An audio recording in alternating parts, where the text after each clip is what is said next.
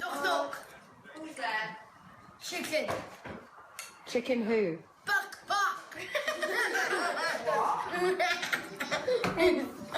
That's rubbish. Knock, knock. Who's that? 85. 85 who? Doctor! This is Ollie, my son. He likes chocolate ice cream. He likes Barcelona Football Club. He also has Down syndrome. When Ollie was diagnosed 11 years ago, I never could have imagined that our family was going to end up looking like this. Or like this. Or like this. But although Ollie's the reason I started making this film, it's not just a film about him. It's not just about Down syndrome either. It's a film that asks the question, what kind of society do we want to live in? And who do we think should be allowed to live in it? And if that all sounds quite heavy, then don't worry, there is also some interpretive dance. And I should probably warn you at this early stage, I've never actually made a documentary before, so no, it's going to be fine. It's going to be absolutely... Hold on to your hats, people.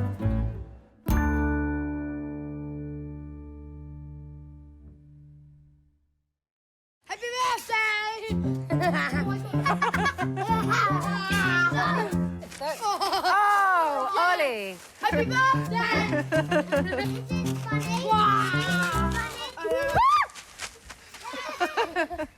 Welcome, people of Great Britain, to my life. As you can see, I have 3 very well-behaved, perfect children. They respect me deeply. They do everything that I say. No, on the page. OK, that's not quite true. And a lot of it's to do with this guy. Hey, Ollie? Yes? Come here. Yeah? You say hello? Hello. Nice to meet you. Shake hands. No, Ollie. Ollie.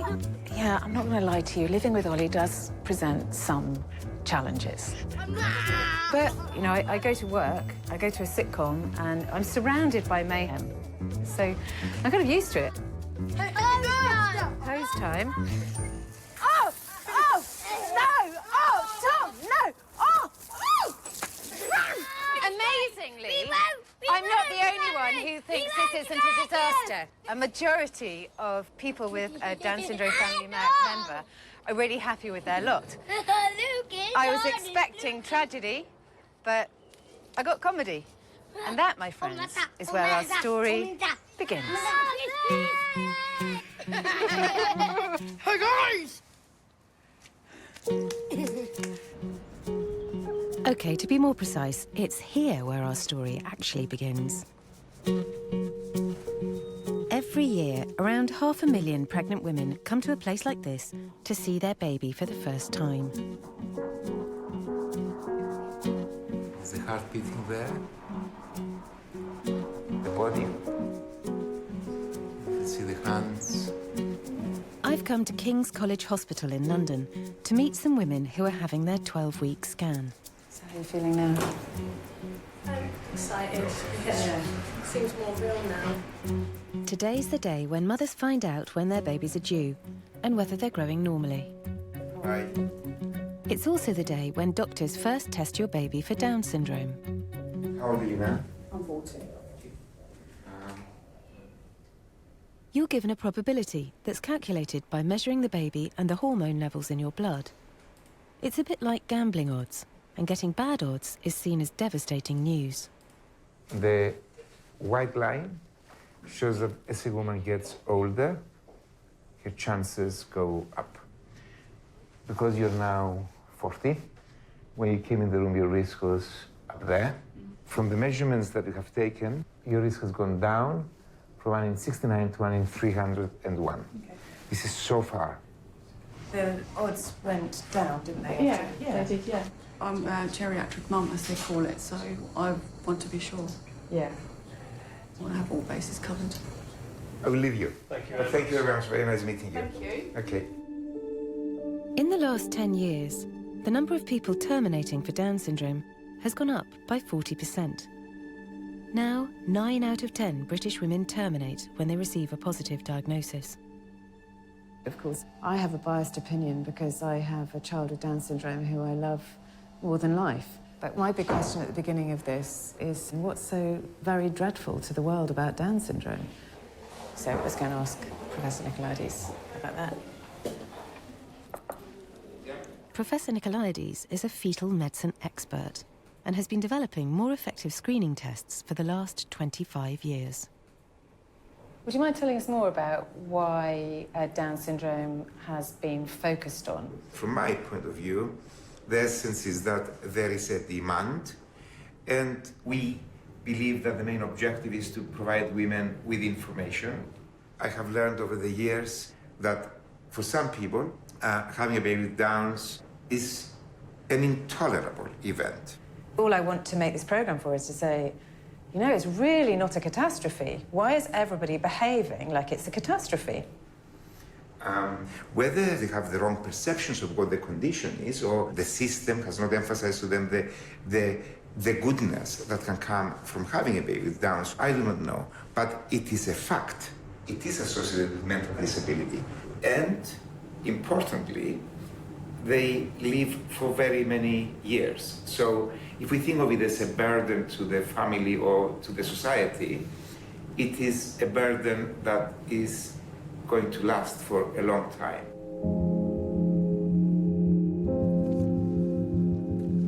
A burden that lasts for a long time? That's not exactly how I see Ollie. But legally, you can terminate a Down's pregnancy right up to birth, as Down syndrome is classed as a severe disability. And if you look at the leaflets the NHS hand out to mothers when they get the diagnosis, it does sound severe. I mean, you know, complications, heart problems, gut problems, hearing problems, vision problems, thyroid problems, dementia. I think that just makes you frightened. A medical description will only list all the possible things that could go wrong. And it's not then compared with the list of all the possible things that could go wrong with a typical person. I mean, how would you describe yourself? Are you a chromosomally typical? Are you neurotypical? I'm a neurotypical person with 46 chromosomes who had childhood asthma and who has a family history of glaucoma. Does that describe me? To me, Down syndrome is much more than a list of possible health problems. But that's because I know Ollie. But what actually happens inside his cells that makes him different? In every cell, there are meant to be 23 pairs of chromosomes. But somebody who has Down syndrome has an extra copy of chromosome 21. Chromosomes contain information that makes us who we are. So if you have an extra one, it means you develop differently. There are some common features like being a bit smaller than average, having a smaller mouth so your tongue may stick out, almond-shaped eyes, and some level of learning disability. But not everyone looks the same or is affected in the same way. Just like all of us, there's an endless variety. Well, not endless. There are now only 40,000 people with Down syndrome in the UK. But not everyone chooses to screen. And I'm about to meet a mum who's consciously opted out of the system. So, do I talk to you and say, here we are at the house? Yes. Or is that like through the keyhole? That's a bit like through the keyhole. We're just going to go off, like, Onut Trail. Onut Trail, OK.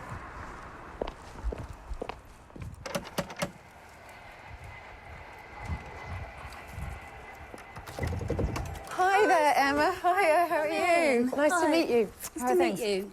Come on through. So I can't help noticing that you're pregnant. How many weeks are you? 28 and a half weeks. 28 and a half weeks. The GP told me they'll want to screen me nice and early to make sure this baby doesn't also have it. How are you? It's different for everybody. For me, I don't feel like the screening would really tell me that much. I have experience of having a child with Down syndrome. So I did ask right at the beginning for my midwife to put on my medical records that I've declined screening and I don't want it to be discussed again. I went in to see a consultant at the hospital and straight away, first question, what are you doing about screening? So I said, well, actually, I've asked for it to be put on my notes that I don't want to discuss it anymore. And she said, yes, I did see that, but I wanted to talk to you about it anyway. It's hurtful. You know, I love Scarlett, she's amazing. Why wouldn't I want another child exactly like her? I hate the word screening. I know. I chose to have the tests, but I just thought best to be prepared so that then I've got the right teat in and I've got a hospital expressor and all of those things. Now, because I know the attitude of the medical profession, if this baby does have Down syndrome, almost to protect ourselves, I don't want them to know that, so that they can't then... Oh, that's so interesting. You are choosing not to know, not because you would do anything with that information, but to protect yourself from the doctors. Yes. Who you feel would harass you. It totally comes from their really lack of understanding of what it's actually like to have a child with Down syndrome. Yeah. Yes. Obviously, not all doctors are like that. But it's a bit worrying if there are some mothers feeling pressure from medics to change their minds. If someone always keeps asking you something, it's going to shake your resolve, isn't it? So, let's say let's act out a little drama, because I'm also a screenwriter. Yeah. Okay, so we have person one. Happy pregnant mother. This lady is called Françoise. And Françoise is moving to England, and she has met, he looks cool, doesn't he, like Raoul. She's met Raoul. They're in a bar. They've got drinks. And biscuits. So Françoise says, oh, Raoul, you are English. It's very exciting to meet you. I am moving to England. I would like to move to Kent. Raoul goes, Kent? She goes, yes, what? He goes, Kent. She says, but I like castles. I like tomatoes. I like all the greenery. Kent? Are you sure? Kent? Yeah, why? What's the problem with Kent? And if every time these two meet, and every time she mentions Kent, he's negative about it, because he's, you know, English, he may never have been to Kent. She's just going to feel more and more insecure about her decision. I just feel that it's a bit like that, really. You assume that the doctors know.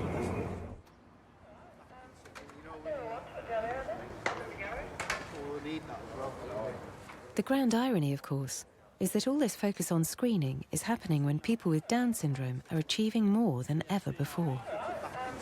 This is a whole pretend street. Yeah, what's up, mate? Britain's most famous pretend street, Coronation Street. And I'm here to meet Liam Bairstow, who's an actor with Down syndrome, who's just landed a 6-month contract, and they're just filming over there, so I might be quiet. Okay, here we go then, guys. Stand by, please. And action. You're right. She's lost her mind. She's fallen for a Scotsman and she's heading for the Highlands. I'll buy you a drink. Make it a large one. Let's get drunk. No need for that. And we cut there. That's great. Well done, you chaps. Cheers, Liam. Good luck. Thank you very much, mate. See you soon. Thank you, hon. Cheers. Your family must be very proud. Every time I watch Coronation Street with my mum, she can't stop crying. It's like every single time I'm on TV, she embarrasses me, like saying, oh, look at my baby son. I'm like, Mum, will you pack it in? Do you feel that people see you with Down syndrome first, or they see you as an actor first? They see me as an actor. And how's it going? Really well. Fantastic. Do you love it? I love it here. Part of my dream is getting like an award.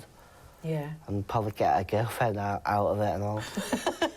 Which would be decent enough. That's all I want, really.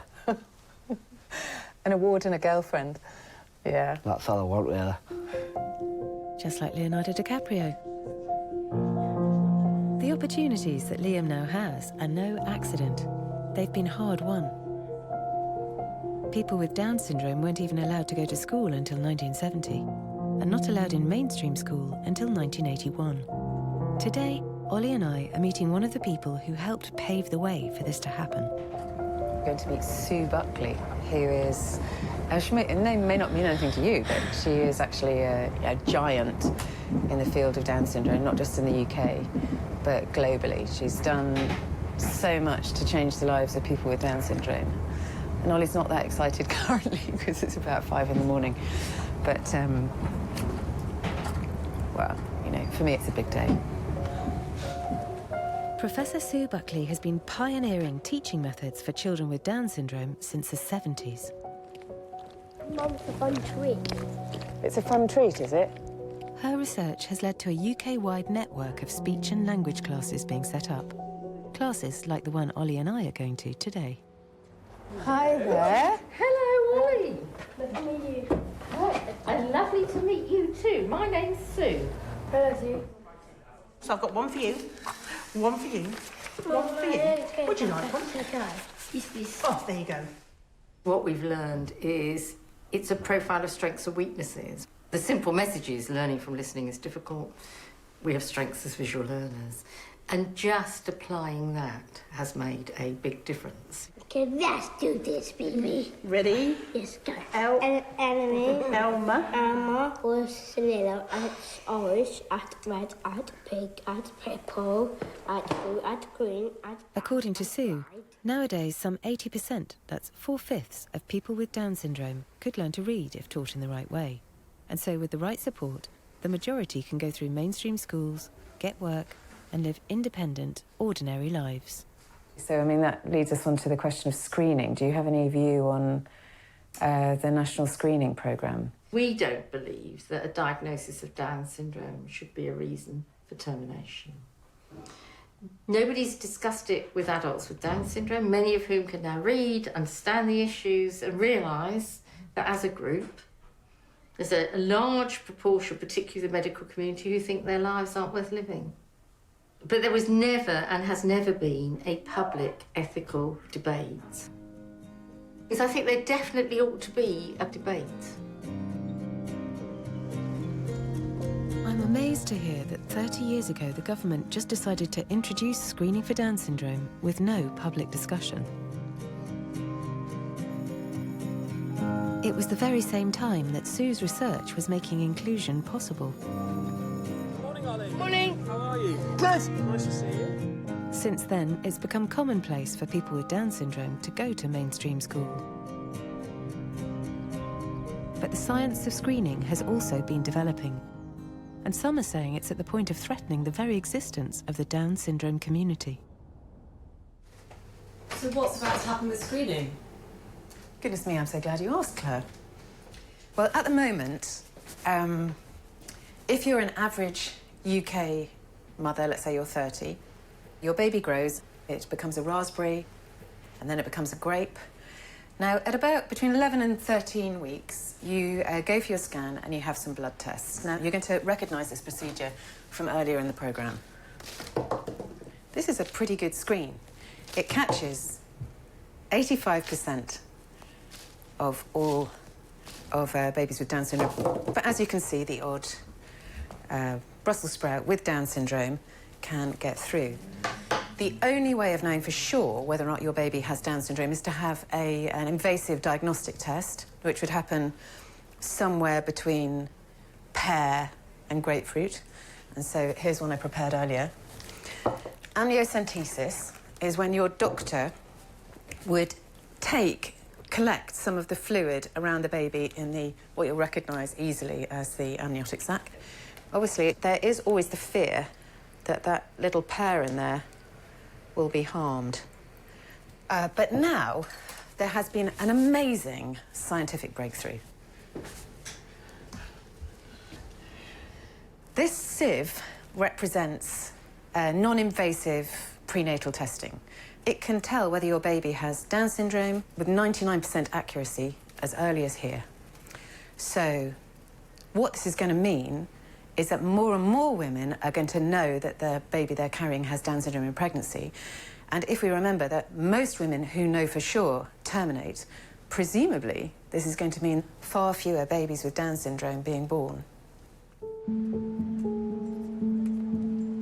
In the UK, this new non-invasive test is being developed by Lynn Chitty at Great Ormond Street.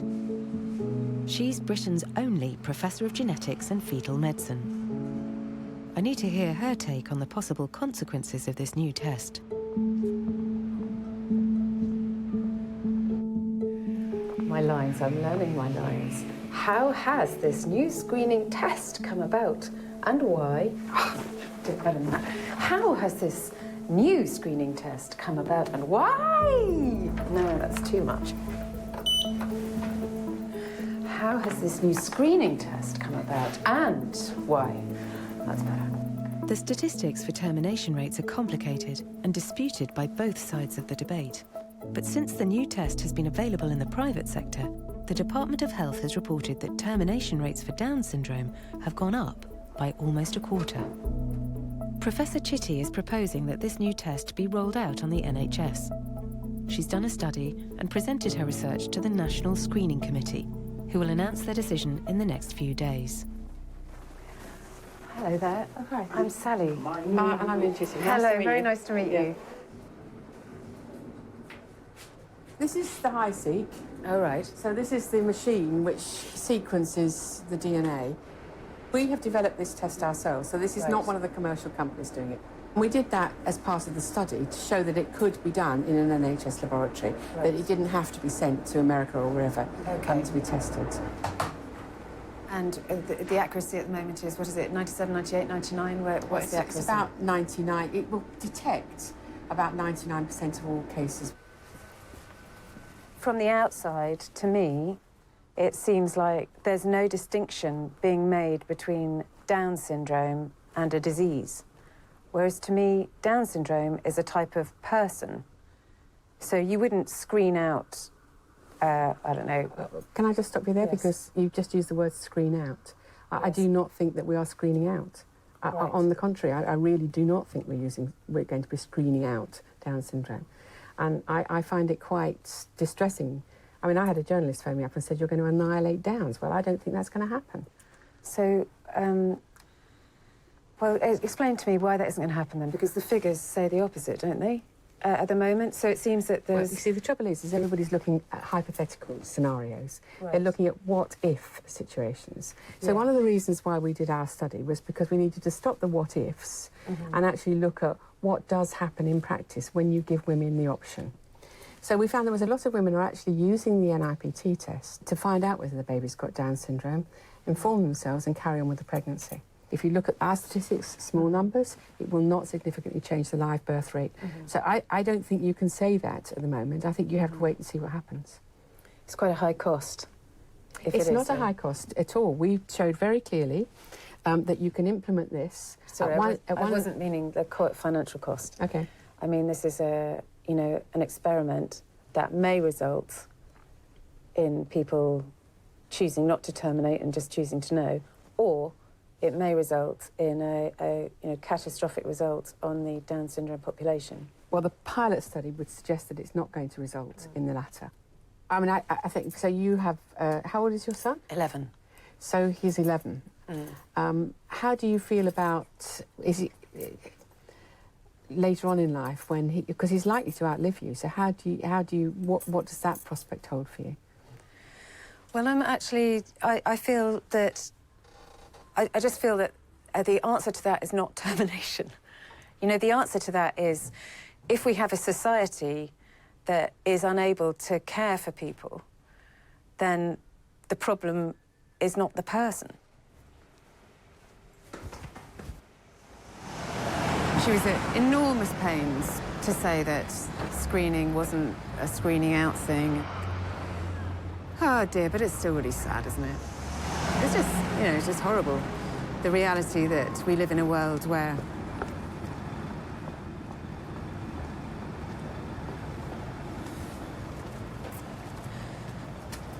I don't know, I sort of feel like people with Down syndrome are a type of person. It doesn't feel like it, it's not a disease. And the type of person that Ollie is, but not just Ollie, the type of characteristics that these people share are so benign. I feel like you read encounters of Western explorers and the dodo, where this kind, nice, curious bird comes up and then just gets wiped out. And through not being suspicious enough or violent enough. But yeah, anyway.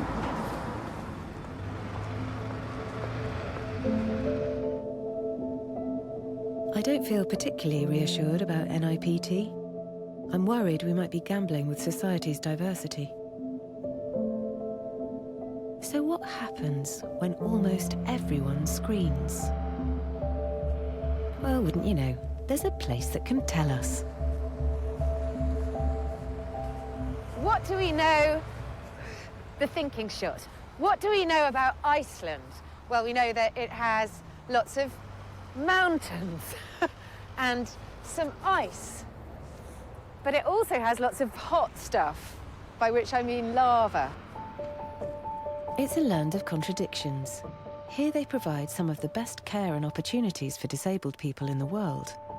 But over the last 5 years, 100% of people have chosen to terminate for Down syndrome. 100%. That's like everyone.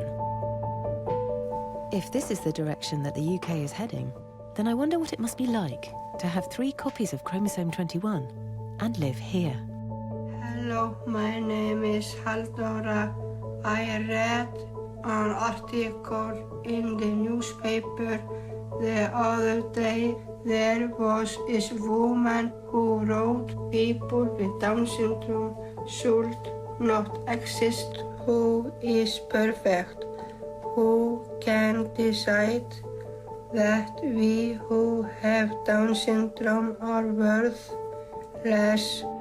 Hi. Hi, Halldóra. I'm Sally. 32-year-old Halldóra is one of the few people with Down syndrome in Iceland.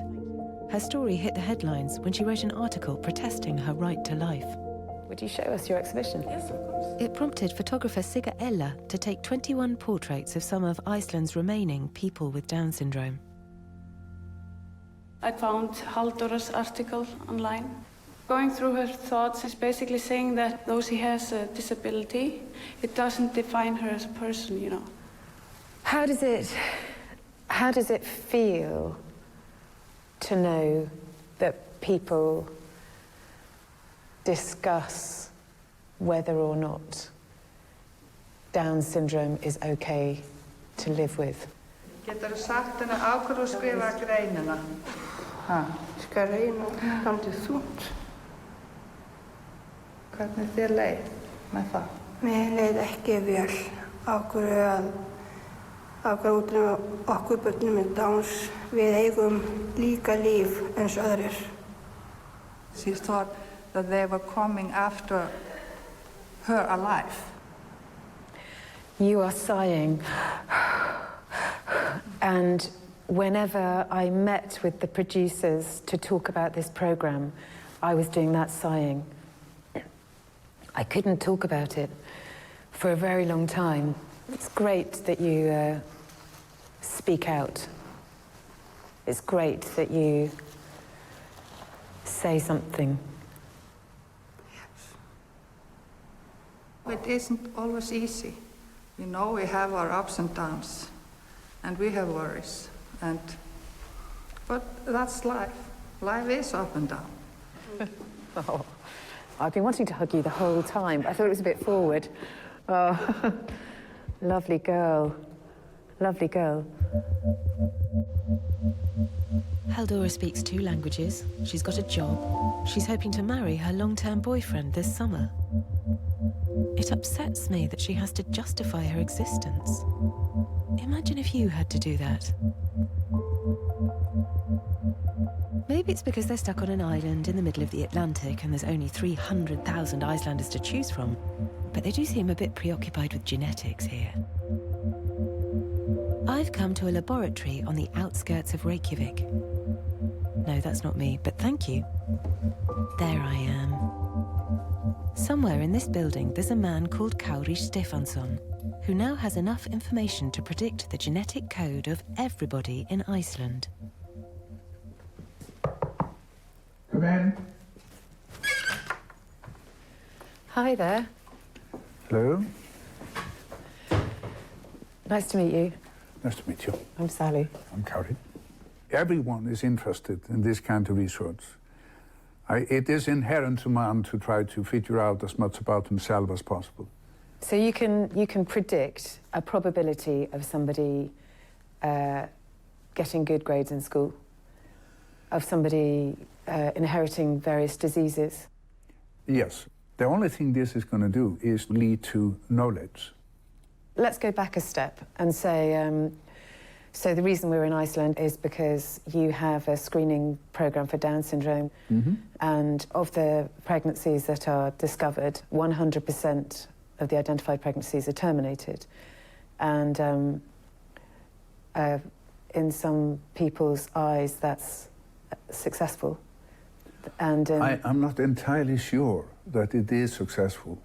The statistics is earth-shattering, basically. I think it is. I think it is in many ways not particularly thoughtful.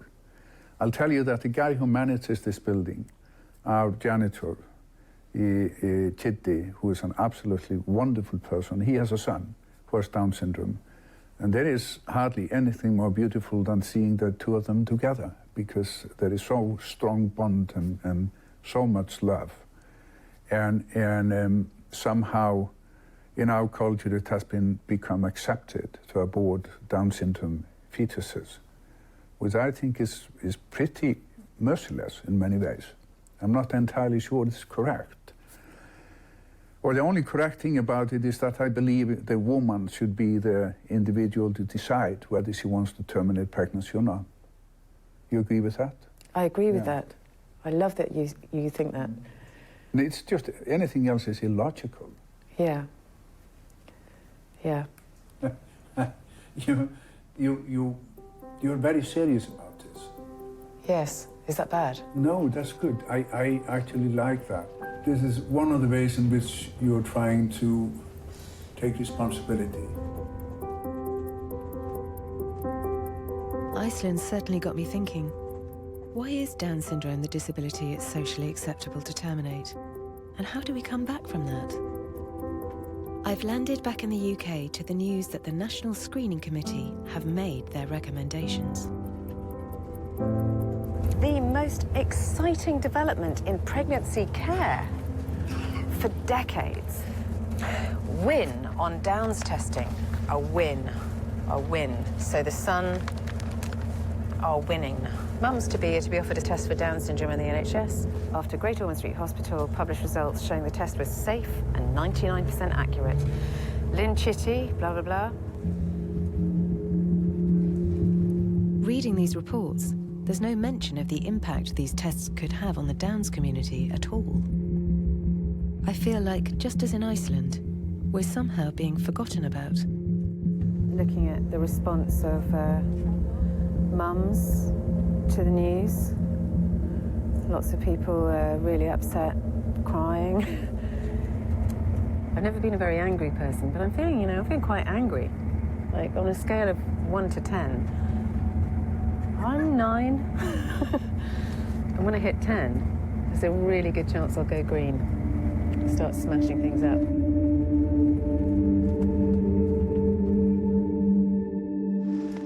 The new non-invasive prenatal test was announced to be rolled out last week, lauded by clumsy media as a great step towards eradicating this debilitating condition. We must attend, more importantly than ever, to our use of language. With the decision on NIPT made, I've come to hear a woman who's been invited to talk to the NHS directly. Hi, Hayley. Nice to meet you. Hi, Natty. Hayley Goleniowska has heard hundreds of stories about how Down's diagnoses are delivered through her blog called Down Side Up. She started writing it to share her positive experiences of living with her daughter, Natty. Post it. That's so hilarious. Thank you. We didn't have an antenatal diagnosis, but I know how fearful I was of Down syndrome when I was pregnant, and if I had trusted the medical professionals, I really don't know what I would have done. I don't know if I'd be sitting here today. Your words count, and the thoughts and beliefs behind them count too. As NIPT means that more women will receive a Down's diagnosis, Hayley feels there's now a pressing need for that news to be better delivered. The following are direct quotes to other families, not to us. I can book you in for a termination in the morning. I can't treat you if you continue with this pregnancy. She's really cute, but you don't want another one like that, do you? Our youngest daughter, Natalia, was born on our bathroom floor. What followed is etched in my heart and frozen in time forever. The look of panic on the midwife's face. My brain dared not formulate a question because I was terrified of hearing what I thought was my worst nightmare. What I had been conditioned to fear.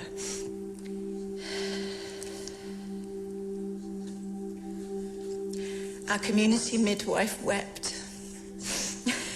And there was no need to be sorry.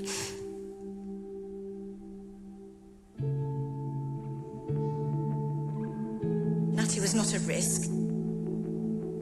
She's not like a fire or a flood. She certainly was not a page in a medical journal.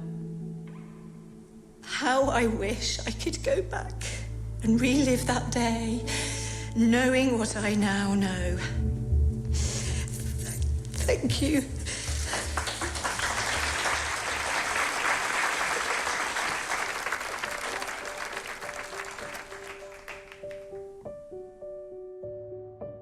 Well, that certainly had an impact. Hayley had the entire room of midwives and nurses in tears. And me. It took me back to when Ollie was born. My nurse cried too. It was very beautiful.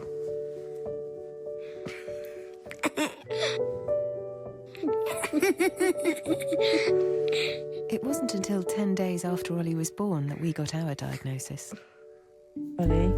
Yes? I love being your mummy. Meh. But I've spoken to other mothers, and whenever it happens, before or after birth, the feeling of shock is pretty universal. What Hayley's made me realise is that it's such a sensitive time too. How that news is delivered to you, and crucially what information is given, must have a bearing on what women decide to do next.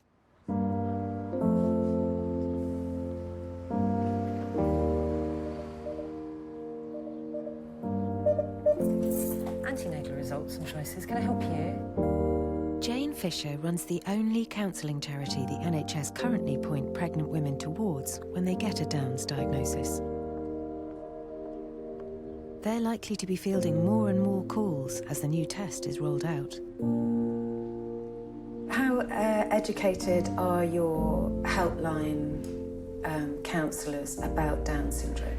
I wouldn't pretend for a moment. We've got a small helpline team of 4 of us, and I wouldn't ever pretend, and we wouldn't pretend, that we are absolutely up to date with what living with Down syndrome means in all its aspects.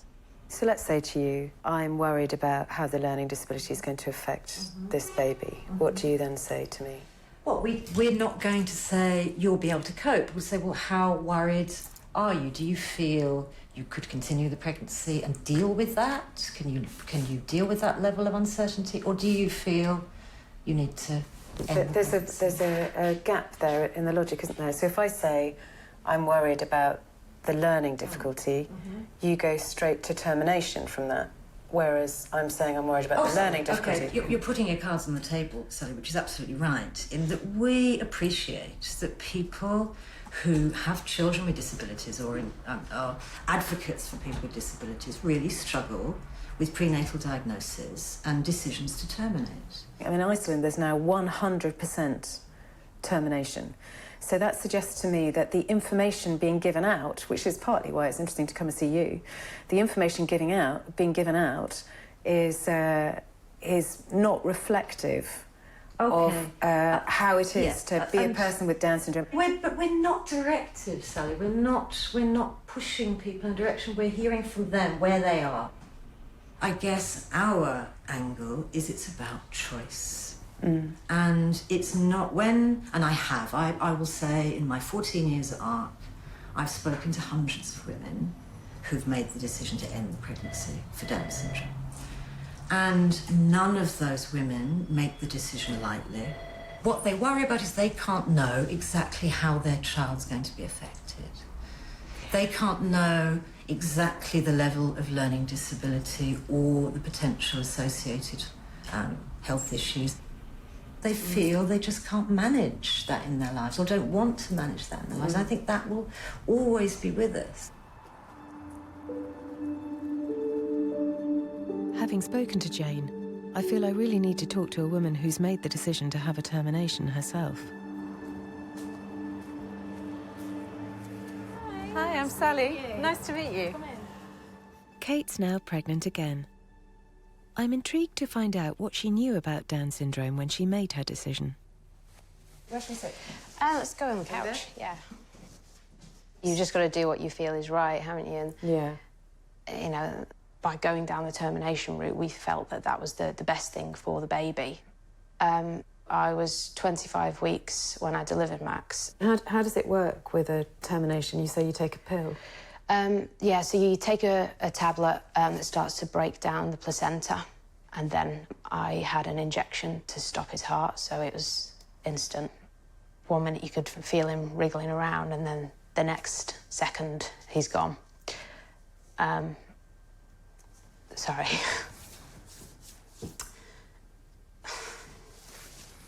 Got me too.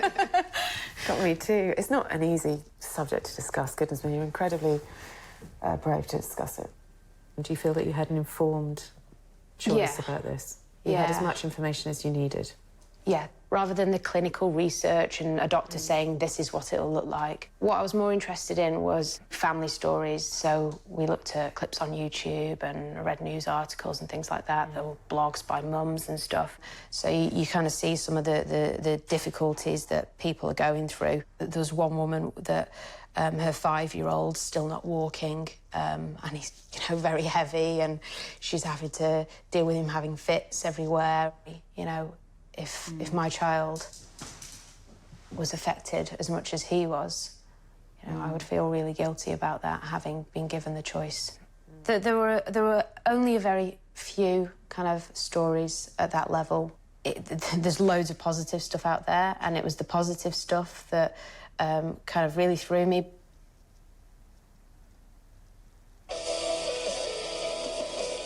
Chelsea's won several titles, including winning the Special Olympics National Championship title 4 times and the International Down Syndrome Foundation World Championships title. Chelsea started practicing 16 hours a week. I think she just puts in that much more work to get where she needs to be. I am talking. I wonder if we have very different reactions to that. Probably. Yeah. Yeah. You think that's...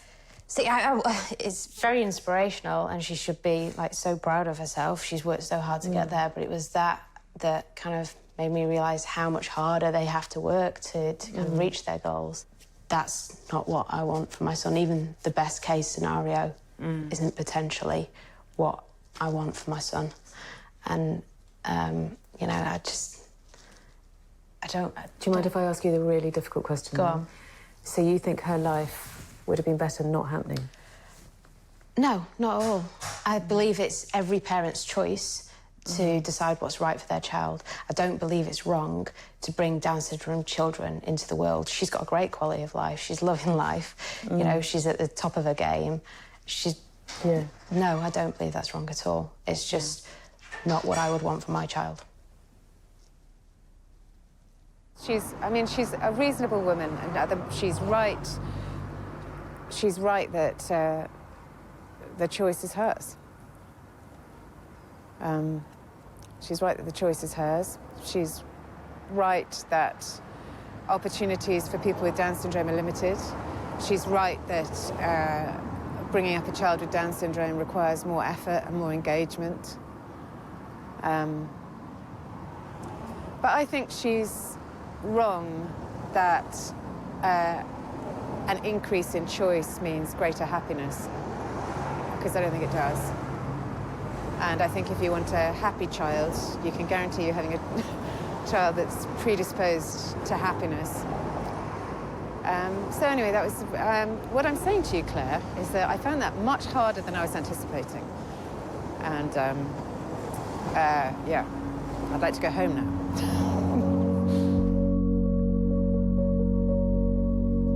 Kate didn't want a child like mine. That was difficult for me to hear. The thing I seem to be coming up against is this idea of choice. I chose to screen with all 3 of my children. With Ollie, I was given a 1 in 10,000 chance of him having Downs. But back then, if you'd asked me whether I could cope with a child with a disability, I'm not sure whether I would have said yes. Now I'd say that having him in my life has changed me and my family for the better. And that makes me question whether choice is always the wonderful thing it's cracked up to be.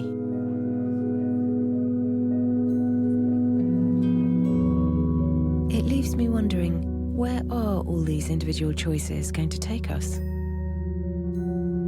What kind of world will Ollie be living in when he's my age?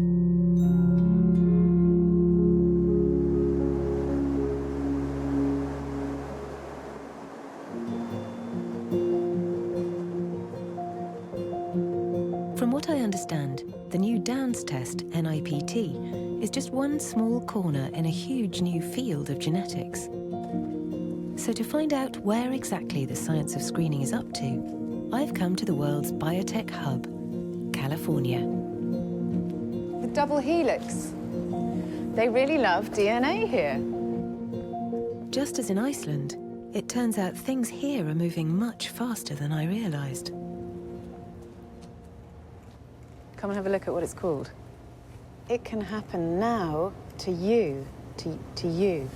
That could not be more appropriate.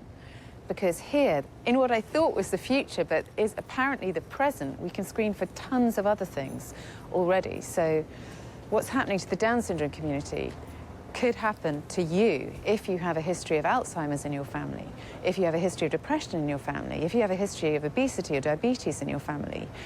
It won't be long before we'll be able to prenatally screen out people like you. And me. Both of us. I'm going to meet a scientist called Razib Khan. He's the first person in the world to sequence an unborn child's DNA. Yep. Smooth operator. Don't worry, it was his son's. Hey there, Razib. How are you doing? I'm Sally. Nice to meet you. Nice to meet you too.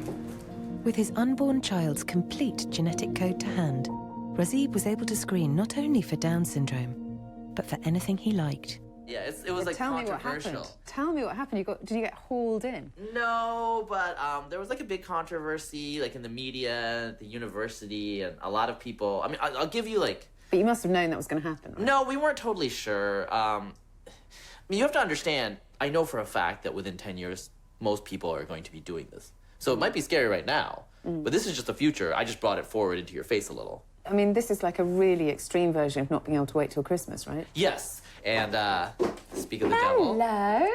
Hello. Wow, how nice to meet you. Yeah. He's absolutely gorgeous. Congratulations, you're gorgeous. It's in the genetics. So what kind of child were you hoping for? What was the your one I kind got. But what was your win child? What was your... Healthy. Healthy. Yeah. How low down the scale do we go before it becomes I mean, if an they issue? had like a mental or developmental disabilities that was severe. I mean, What this about is like, schizophrenia, something like that, or autism. I mean, it depends on the severity of these issues. I Can don't you tell? You can't tell that. Not right now. Let's say you had discovered Huntington's. Yeah. Presumably, you had this information early. Like, Yeah. what we stage would in have the terminated. pregnancy? So, I mean, I don't know if they told you, I'm a parent of a child with Down syndrome. Yeah. Down syndrome is presented as the very worst case scenario. Okay. My lived experience bears no relation to that. Okay. So the whole basis of this discussion Yeah. is a bit dodgy. Yeah. So, but that's your opinion. So other people can have different opinions. People can make their own choices. No one, hopefully, is being forced into making any decision they don't want, right? I mean, do you think that we're going to look at people eliminating ending pregnancies? Some people will do that. Some of it, obviously, it seems pernicious to me, but that's just my opinion as well. Science has no morality, right? Science just tells you. You can do what you want with the science. Razib analysed his son's genome using his laptop at home 2 years ago. He had to leave it processing the data for 2 weeks solid. But even since then, DNA sequencing has become far more accessible. In America, there are already companies who will do it for you for under $1,000. The scientist, arguably at the forefront of this revolution, is George Church.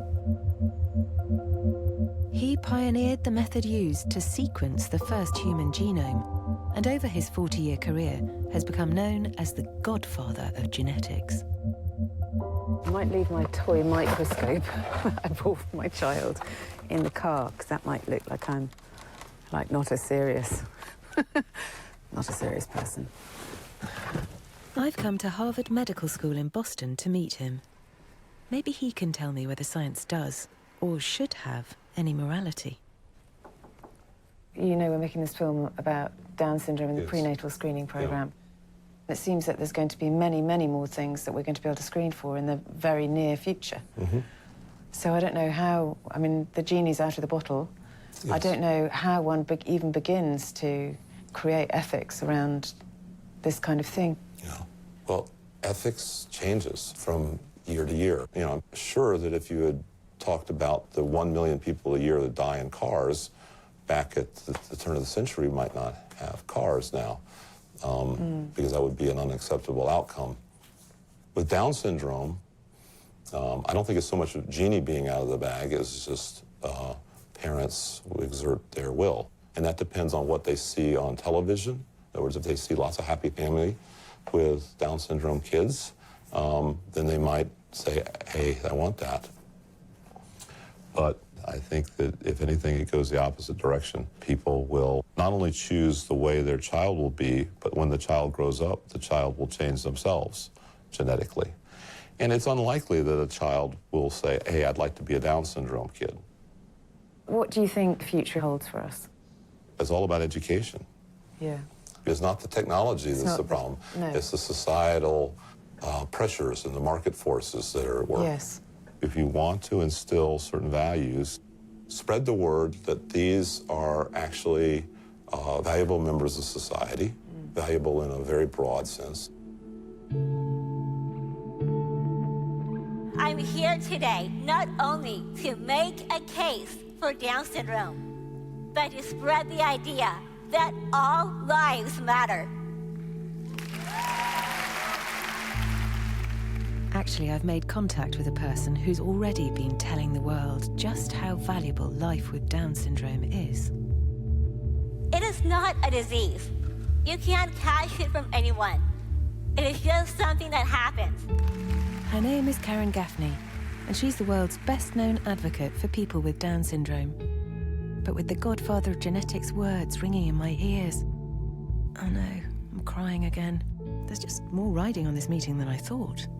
It feels that, like, even if this particular encounter isn't life and death is hanging around in the air. You know, that maybe there'll be someone who watches this program who decides to have a baby they wouldn't otherwise have had, or maybe there'll be someone who watches this program who might have had the baby and decides they won't. It all just... I've got an overactive imagination, basically. Karen and her mum Barbara have agreed to meet me before I leave Boston. Hi. Sorry, I was staring out the window. Hi there. Hi. Nice to meet you. I'm Sally. Hi, Sally. I'm Barb. Hi, Barb. Hi there. How are you, Karen? How's your son Ollie doing? Oh, thank you. He's doing all right. You've swum the channel. Yes, I have. That must have been horrible. Yes, yeah. And have you had good response from that TED Talk? I have, yeah. Yeah. I mean, I can't see how anyone could watch it and keep very bigoted ideas of Down syndrome. You had done such an amazing job. I think she was able to Change minds. Change minds and change hearts and just at least get people to question. Yeah. When did you realise you had Down syndrome? Do you remember what age you were, or...? I think I was between 6 and 7 years old when my mom told me I had Down syndrome. Yeah. And how it just takes me longer to learn things than it does other people. Because I wasn't quite sure whether to tell Ollie or not, or whether to tell his brothers. Mm-hmm. And I started off thinking, well, I just want it to be normal, so we'll tell them. And then my husband said recently to the youngest, who's 4, he said, Ollie just finds it difficult to understand sometimes and he gets angry. And the little one said, like you, Dad. That's great. And it's like, yeah, you know, we all find it difficult to understand sometimes and we all get angry sometimes. And this is what humanity is all about. Yeah. They're blended into the fabric. Yes. They're all part of the fabric of humanity, not separate. And I think that's what we need to see. I think Barbara's dead right. Of course, not everyone with Down syndrome is as high achieving as her daughter, but they're all people. They're all part of the fabric of humanity. The thing to do now is to show that. And that is why I have decided, in my immense wisdom, that we should put on a Down syndrome flash mob in central London. Yeah. What could possibly go wrong? Anyone free next Saturday? And able to dance? Actually, dancing ability, not crucial. You came! Thanks so much for coming. I'm terrible at it. I'm going to be much worse than all of you guys.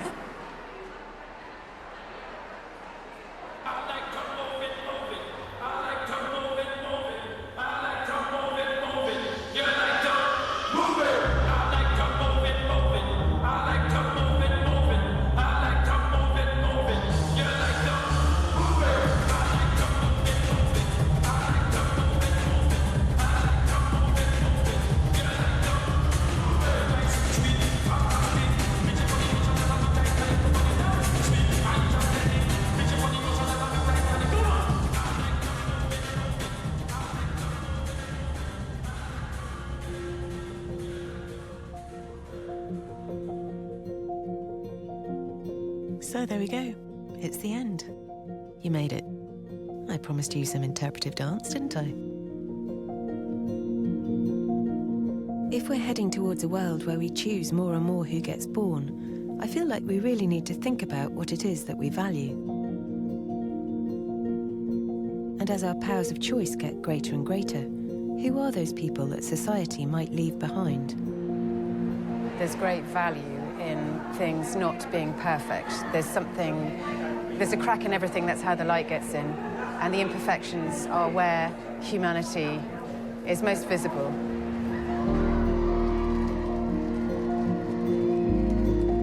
I guess I'll leave you with that thought. Something to chew on anyway. I love you, Mum. I love you too. I love you so much.